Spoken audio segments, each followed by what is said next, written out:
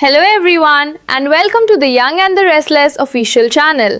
I hope everyone is having a wonderful day. Before we begin, please hit the subscribe button and give this video a thumbs up. The week begins under a cloud of tension, so thick it feels like the calm before a storm, and by midweek that storm is already breaking. Kane Ashby stands on the edge of desperation, his patience worn thin as he reaches out once again to Victor Newman, a man who is now deliberately avoiding him. The silence on the other end of the line is louder than any confrontation, forcing Kane to leave behind a message filled with urgency and frustration. When Billy Abbott steps in, his words cut sharply, telling Kane that this pain is something he brought upon himself, even while admitting that Victor's actions border on madness. Billy assumes Lily Winters is safe and simply choosing to stay away out of anger. But Kane clings stubbornly to the belief that Lily would never abandon him like that. That fragile hope lingers in the air, but it's clear that the truth waiting ahead will hit him far harder than he's prepared for. As their conversation deepens, the weight of past mistakes becomes impossible to ignore, and Billy points directly at Kane's creation of the AI as the spark that ignited this entire disaster. He urges Kane to walk away, to leave Genoa City behind and return to France before things spiral even further out of control.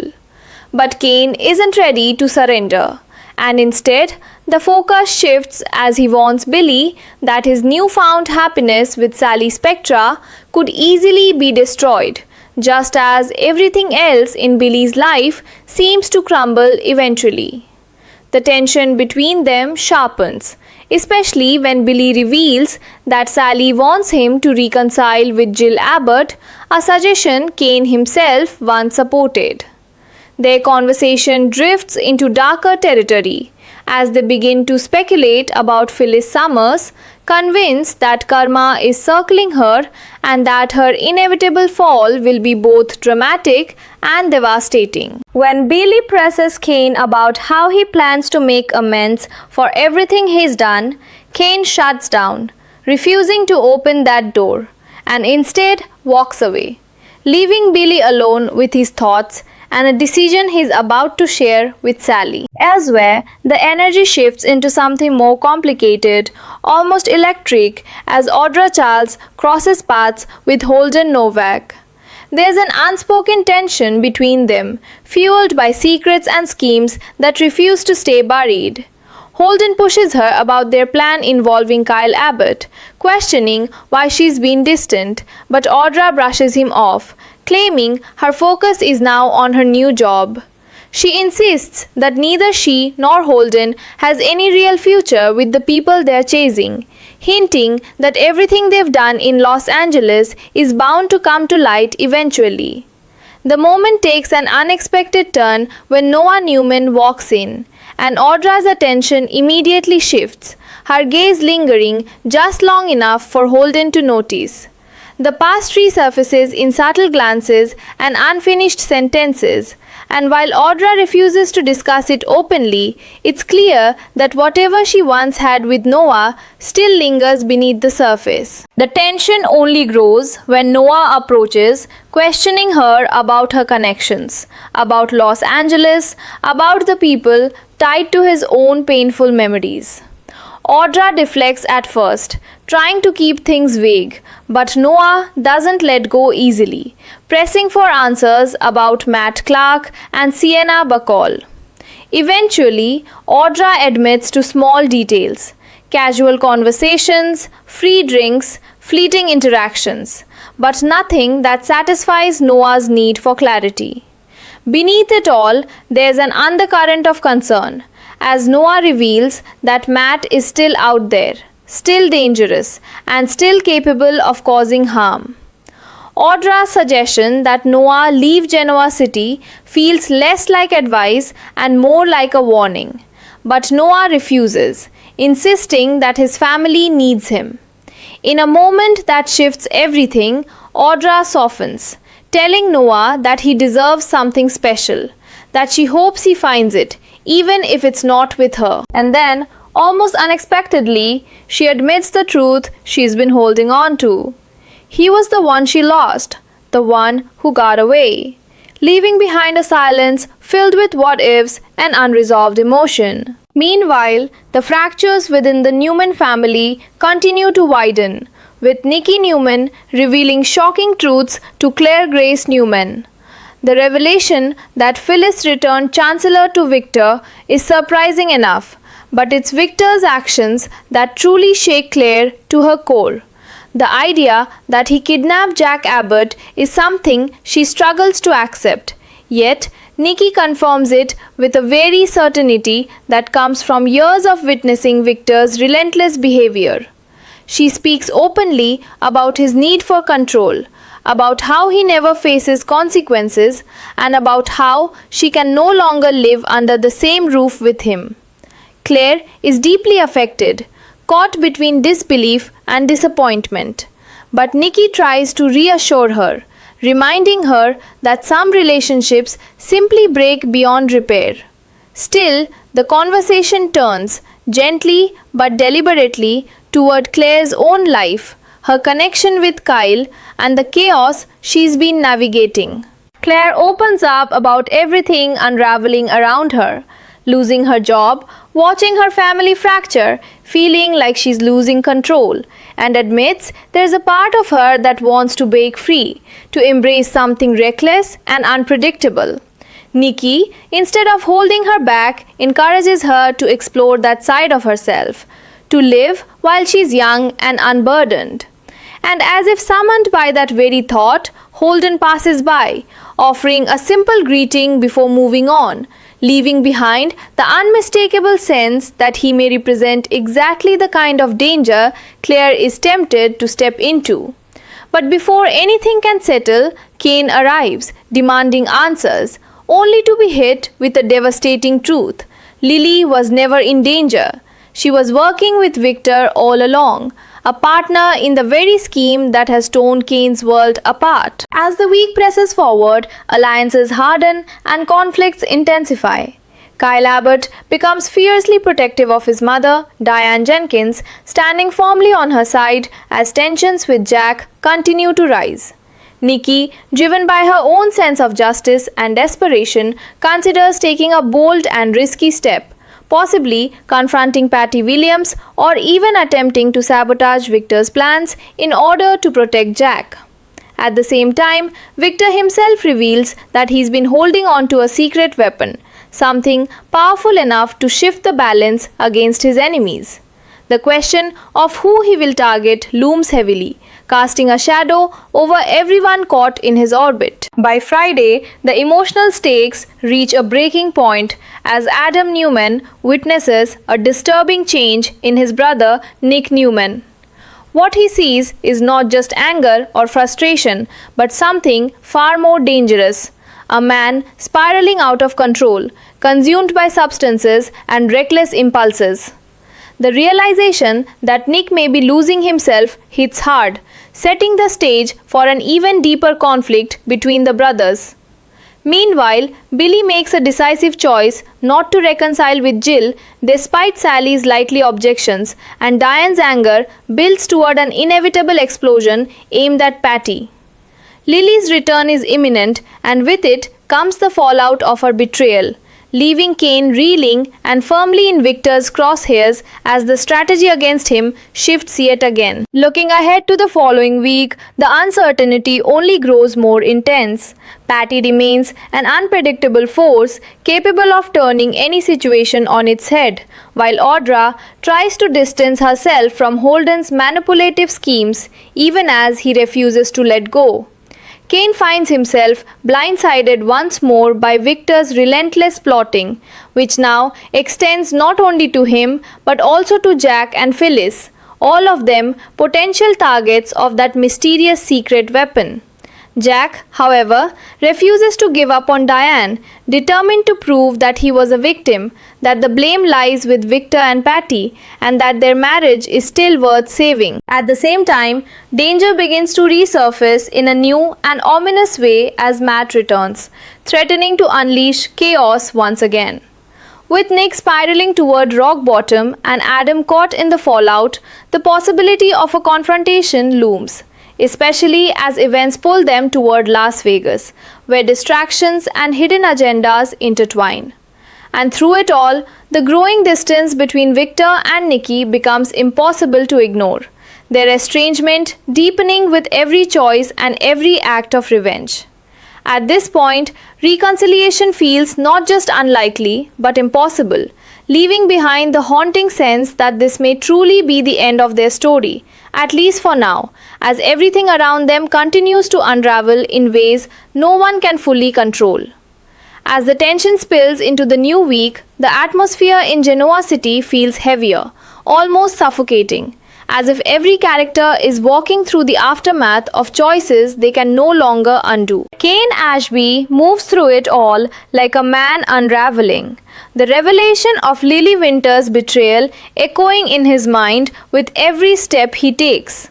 What once felt like certainty, his love, his loyalty, his belief in her, has now been replaced with a hollow disbelief that refuses to settle.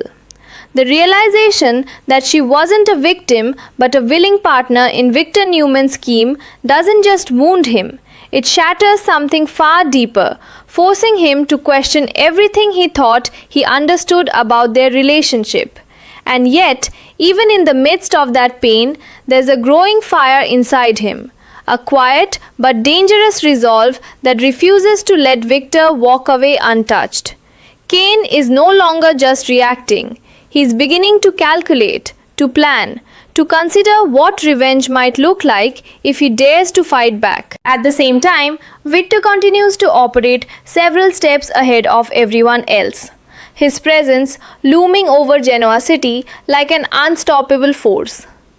The mention of his secret weapon lingers in the air, creating an undercurrent of dread that touches everyone connected to him. Kane, Jack Abbott, and Phyllis Summers alike. Each of them senses that something is coming, something carefully crafted and devastating. Yet, none of them knows exactly when or how it will strike. Victor's patience makes him even more dangerous. His ability to wait, to observe, and to strike at the perfect moment, turning every interaction into a potential trap. And as his estrangement from Nikki Newman deepens, there is a coldness in him that feels more absolute than ever. As though whatever humanity once softened his decisions is slipping further out of reach. This isn't just about control anymore.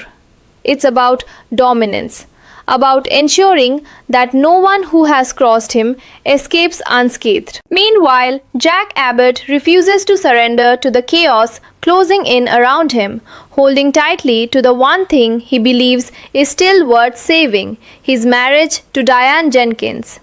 There is a quiet desperation in his determination, a need to make her understand that what happened to him was not a betrayal but a violation, something orchestrated by forces far beyond his control.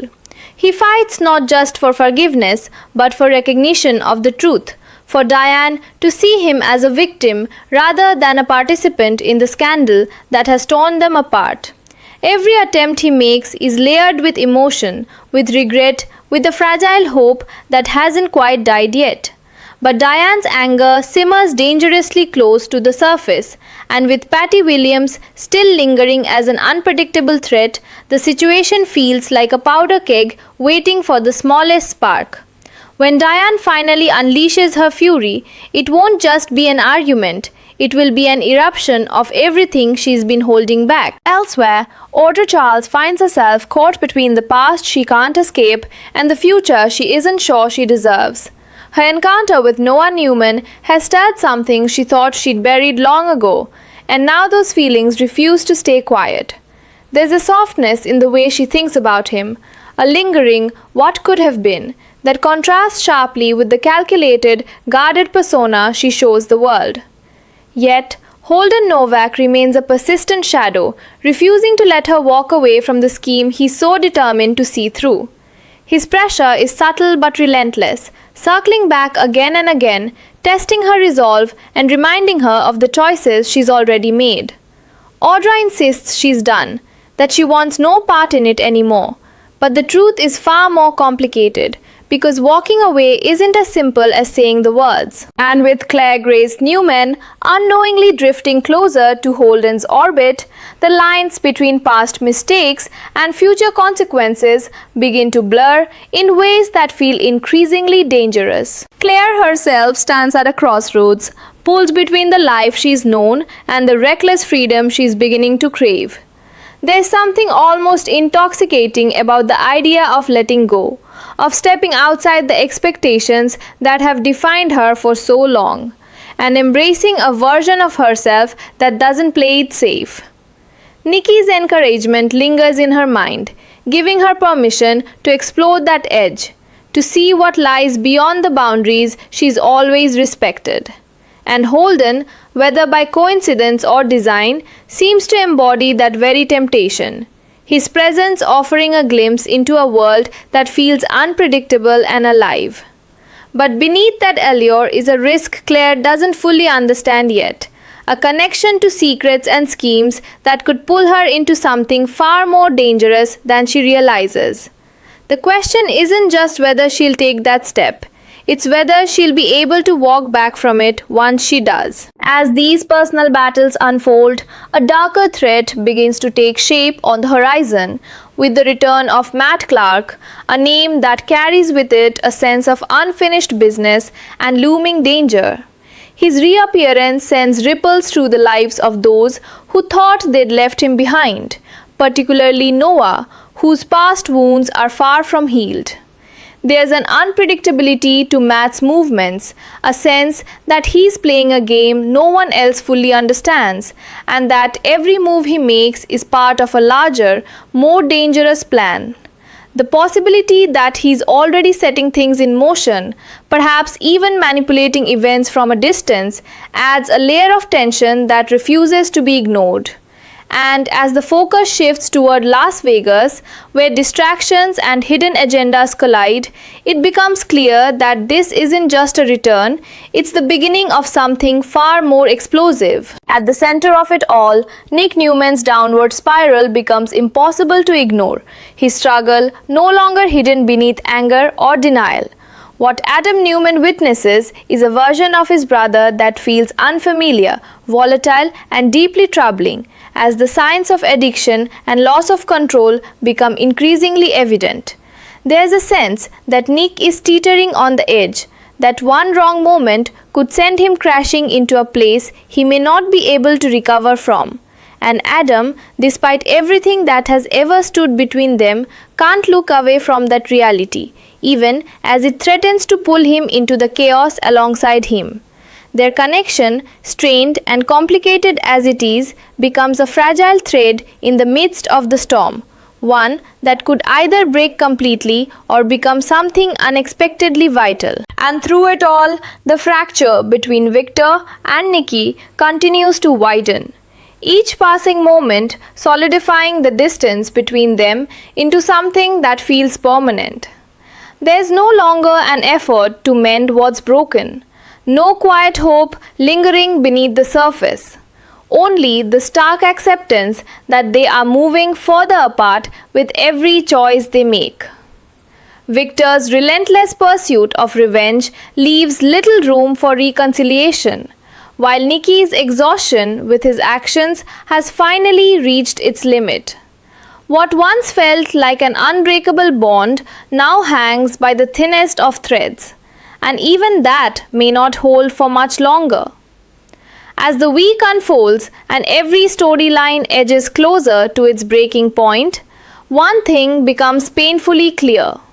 Nothing in Genoa City will remain the same, and the consequences of what's been set in motion are only just beginning to reveal themselves. As the storm intensifies, the fragile balance holding Genoa City together begins to crack in ways that feel both inevitable and devastating, pulling every character deeper into a web of consequences they can no longer escape. Kane Ashby stands at the center of his own unraveling world, The betrayal by Lily Winters replaying in his mind like a relentless echo he cannot silence. The pain has transformed into something colder now, something sharper, as the man who once fought for love begins to question whether revenge is the only language left to him. Every memory he shared with Lily feels tainted, every promise hollow, and yet beneath that heartbreak lies a dangerous clarity. He knows now that Victor Newman didn't just outmaneuver him, he dismantled him piece by piece. And as that realization settles in, Kane begins to change, his grief hardening into resolve, his hesitation fading into something far more calculated and unforgiving. Victor, meanwhile, continues his quiet orchestration from the shadows, his presence felt even when he isn't physically there, like a force shaping the outcome of every conflict before it even begins. The mystery surrounding his secret weapon grows heavier with each passing moment, casting doubt and fear over Jack Abbott, Phyllis Summers, and Kane alike, all of them wondering if they've already fallen into a trap they can't yet see. Victor's genius lies not just in his plans, but in his patience, in his willingness to let others believe they still have control while he slowly closes in. There is no rush in him, no panic, only a steady, deliberate march toward a victory he fully expects to claim. And as his estrangement from Nicky Newman deepens into something colder and more final, it becomes clear that Victor is willing to sacrifice even the most meaningful relationships if it means securing his dominance. In his world, loyalty is expendable and love is no longer enough to stand in the way of power. Across town, Jack Abbott continues his desperate fight to salvage what remains of his life, clinging to Diane Jenkins as both his anchor and his last hope. His determination is fueled by a truth he needs her to understand, that he was not complicit in what happened, that he was used, manipulated, and violated in a way that stripped him of control. There's a quiet desperation in every attempt he makes to reach her, as though he knows that if he loses Diane, he loses the last piece of himself that still believes in something good. But Diane stands on the edge of her own emotional breaking point, her anger toward Patty Williams simmering dangerously, threatening to erupt at any moment. The weight of betrayal, confusion, and unresolved pain presses down on her, and when she finally confronts Patty, it won't just be about answers. It will be about releasing everything she's been forced to carry. In that confrontation lies the potential for truth, but also the risk of pushing everything beyond repair. Not far from that turmoil, Audra Charles finds herself caught in a quieter, more personal conflict, one that cuts just as deeply. Her lingering feelings for Noah Newman refuse to fade, growing stronger with every interaction, every memory that resurfaces, despite her attempts to bury it. There's a vulnerability in her now, a crack in the confident exterior she's always relied on, as she begins to confront the possibility that she let something real slip through her fingers.